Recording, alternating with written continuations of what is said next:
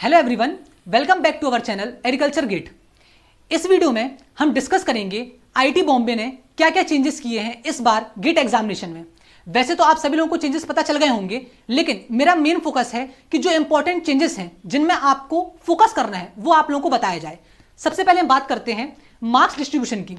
Normally क्या होता है कि हमारे पेपर 3 पार्ट के होते हैं, एक अपना कोर सब्जेक्ट, मैथमेटिक्स और एप्टीट्यूड। लेकिन हर साल से क्या होता था, मार्क्स वेरी करते थे, मतलब मैथ्स और एप्टीट्यूड आपकी 25 से 30 मार्क्स के बीच में आ सकती है। लेकिन इस बार उनने फिक्स कर दिया है, मैथमेटिक्स आपको 13 मार्क्स की आएगी और एप्टीट्यूड आपको 15 मार्क्स की आएगी, और जो आपका कोर सब्जेक्ट है वो 72 मार्क्स का होगा।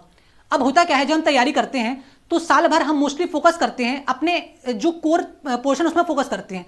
और नॉर्मली क्या होता है, जैसे कि वो हमारा 72 मार्क्स का आ रहा है और हम मैथमेटिक्स, रीजनिंग, इंग्लिश और एप्टीट्यूड इनमें ज़्यादा ध्यान नहीं देते हैं, तो जब पेपर होगा तो उसका वेटेज भी 28 मार्क्स का है, तो आपको उसमें भी फोकस करना है। इसका मतलब आप डेली इसको भी, मतलब जो आपका वाला पोर्शन है मैथमेटिक्स एप्टीट्यूड है, इसको भी आप कम से कम 1-2 घंटे दें और इसको भी फोकस करते जाएं, क्योंकि इसका भी बहुत बड़ा वेटेज है और जब आपके 100 मार्क्स से पूरे एवेल्यूट होंगे तो ये बहुत इंपॉर्टेंट रोल प्ले करेगा। ठीक है, अब सेकंड हमारा अपडेट है एग्जाम पैटर्न के बारे में। ये बहुत इंपॉर्टेंट अपडेट है जो इस बार आया है। नॉर्मली गेट में क्या हो रहा था, सिर्फ 2 प्रकार के क्वेश्चन आ रहे थे, एक न्यूमेरिकल क्वेश्चन जिसमें सिर्फ अपन को आंसर निकाल के लिखना पड़ता है, और दूसरे ऑब्जेक्टिव टाइप क्वेश्चन जिसमें सिर्फ एक ही आंसर सही होगा। लेकिन इस बार एक बहुत ही बड़ा अपडेट आया है, इस बार मल्टीपल ऑप्शन करेक्ट वाले क्वेश्चन भी फ्रेम करे हैं। इसका मतलब इस बार आप लोगों को 3 टाइप से क्वेश्चन आएंगे। एक तो वही जो ऑब्जेक्टिव क्वेश्चन रहेगा जिसमें सिर्फ एक ही ऑप्शन करेक्ट रहेगा, दूसरा जिसमें मल्टीपल ऑप्शंस करेक्ट रहेंगे, और तीसरा न्यूमेरिकल आंसर टाइप। अब प्रॉब्लम यह है कि मल्टीपल ऑप्शन करेक्ट वाले में आपका टाइम बहुत वेस्ट हो सकता है, क्योंकि आपको चारों ऑप्शन चेक करने पड़ेंगे। हालांकि एक बात यह अच्छी है कि मल्टीपल ऑप्शन करेक्ट वाले क्वेश्चन में नेगेटिव मार्किंग नहीं होगी, मतलब अगर आपका आंसर गलत भी होता है तो आपको उसमें नेगेटिव मार्क्स नहीं अलॉट किए जाएंगे। अब मेरा पॉइंट यह है कि ये जो नया एग्जाम पैटर्न आया है, जो नए क्वेश्चन फ्रेम हुए हैं एमएसक्यू वाले, उसमें आप वहां पे जंप ना करें। इसका मतलब जब आप पेपर सॉल्व करेंगे तो पहले आप जो अपने एमसीक्यू क्वेश्चन है और न्यूमेरिकल क्वेश्चन है उन्हीं को पहले पूरा कवर कर लें, उसके बाद इन क्वेश्चंस में आप फंसें। क्योंकि अगर आप इनमें फंस गए तो शायद मेरे ख्याल से टाइम ज़्यादा वेस्ट हो सकता है, और जो आप पढ़ के आए हो शायद वो भी आप अटेम्प्ट ना कर पाए। तो आपको वहां जाके इसकी प्रैक्टिस, मतलब जब आप इस साल प्रैक्टिस करेंगे टेस्ट सीरीज में या फिर क्वेश्चंस जो प्रैक्टिस करेंगे, तो आपके प्रैक्टिस करते बननी चाहिए कि आप क्वेश्चन देख के समझ जाएं कि ये multiple option correct question type में है। वैसे ऐसे क्वेश्चन देख के पता चल जाता है कि ये मल्टीपल वाला क्वेश्चन है, क्योंकि यही सेम क्वेश्चन आप जब अपन आईआईटी की तैयारी करते हैं तो वहां पे भी फ्रेम होते हैं, वहां पे अपन इसकी बहुत प्रैक्टिस करते हैं। तो इस बार आपको गेट में भी इसकी प्रैक्टिस करनी है। अब हमारा नेक्स्ट है एलिजिबिलिटी क्राइटेरिया। नॉर्मली क्या होता था, जो गेट का पेपर है वो सिर्फ 4th ईयर वाले स्टूडेंट दे सकते हैं और उसी के बाद उनको एंट्री मिलती है आईआईटीज में।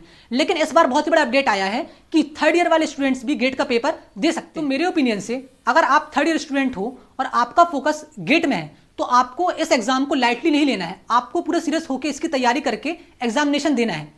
इससे क्या होगा, अगर आपने इसी साल बहुत सीरियसनेस से एग्जामिनेशन दे दिया और अगर आपकी रैंक अच्छी आ गई तो शायद आपको अगले बार एग्जाम देना ही ना पड़े, आपकी ये वाली रैंक बहुत अच्छी हो, आपका एडमिशन मिल जाए। और अगर इस बार आपकी रैंक अच्छी नहीं भी आती है तो आपको पता रहेगा कि आपने ये टॉपिक्स पढ़े थे और इसके क्वेश्चन आपके नहीं बन पाए, तो आपको इन टॉपिक्स को और स्ट्रॉन्ग करना है, जिससे कि आप अगले साल अच्छे से एग्जामिनेशन को दें, मतलब एक मोटिवेशन मिलेगी। इसलिए मैं यही कहूंगा कि अगर 3rd ईयर वाले स्टूडेंट इस बार एग्जाम दें तो फुल फोकस से अच्छी तैयारी करके दें। तो इस पैटर्न में सबसे अच्छा फायदा 2nd ईयर वाले स्टूडेंट्स को है, क्योंकि अगर वो एक साल पूरी अच्छे से तैयारी करता है तो 3rd ईयर में वो एक अच्छी रैंक लाएगा और अगले साल फिर से तैयारी करके उसको इंप्रूव कर सकता है।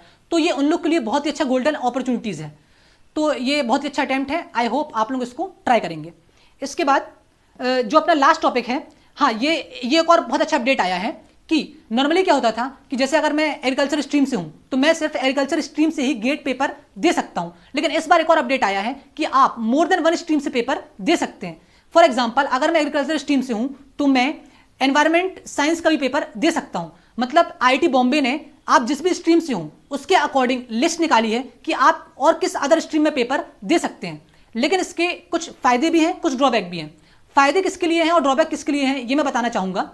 ड्रॉबैक ये है कि अगर आप किसी स्ट्रीम की तैयारी अभी तक कर रहे हैं तो आप फिर उसी स्ट्रीम की तैयारी करें जो आपको एक और स्ट्रीम की अपॉर्चुनिटी दी गई है, आप उसमें बिल्कुल भी जंप ना करें। क्योंकि अगर आप ये कोशिश करेंगे कि दोनों स्ट्रीम की तैयारी कर लेते हैं तो फिर एक भी स्ट्रीम आपकी अच्छे से नहीं हो पाएगी। अब फायदा किसके लिए है, फायदा उन्हीं के लिए है जो अभी 2nd ईयर और 3rd ईयर में है। वो दोनों स्ट्रीम की तैयारी कर सकते हैं, क्योंकि 1-2 साल में परमानेंट, मतलब 1-2 साल बहुत बड़ा टाइम ड्यूरेशन रहता है। आप उसमें दोनों स्ट्रीम की तैयारी कर सकते हैं और आप देख सकते हैं कि आपका किस में इंटरेस्ट है या फिर आपके किस में मार्क्स अच्छे आ रहे हैं। सो मेरे अकॉर्डिंग ये इंपॉर्टेंट अपडेट्स थे जो इस बार आईआईटी बॉम्बे ने चेंजेस किए हैं। Thank you. आई होप आपको ये वीडियो पसंद आई होगी और मैं आशा करता हूँ कि आपकी प्रिपरेशन अच्छी चल रही होगी।